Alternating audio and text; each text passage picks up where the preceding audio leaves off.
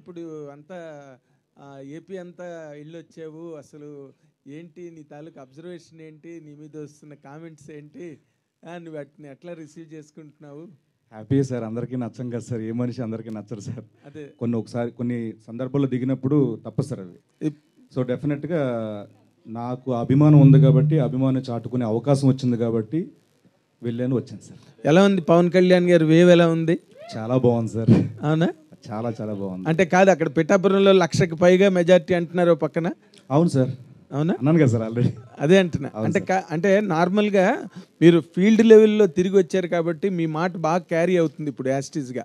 నువ్వు అది కొంచెం స్పష్టంగా చెప్పాలి. అవును సార్, నిజంగానే. అంటే నేను 1,00,000 మెజారిటీ అని అన్నావంటే అక్కడ అంత బాగుంది కాబట్టి, ఆ వేవ్ అంత బాగుంది కాబట్టి ఆ మాట వచ్చింది సార్. ఓకే. తర్వాత ఇప్పుడు పవన్ కళ్యాణ్ గారికి ఒక్కరికి, జనసేన ఒక్కదానికే నువ్వు సపోర్ట్గా వెళ్ళావా, లేకపోతే మొత్తం కూటమిని సపోర్ట్ చేసేవా? ఎట్లా? నేను అనకాపల్లి వెళ్ళాను సార్, తర్వాత కాకినాడ రూరల్ తిరిగాను సార్, తర్వాత పిఠాపురం తిరిగాను సార్. మళ్ళీ ఓకే. ఈ యాక్షన్ అండ్ రియాక్షన్స్లో ఏది ఎక్కువగా స్ట్రాంగ్ ఎడ్జ్లో ఉంది, ఏది రేపు గవర్నమెంట్ ఫామ్ చేస్తున్నదని నీకు అనిపించింది?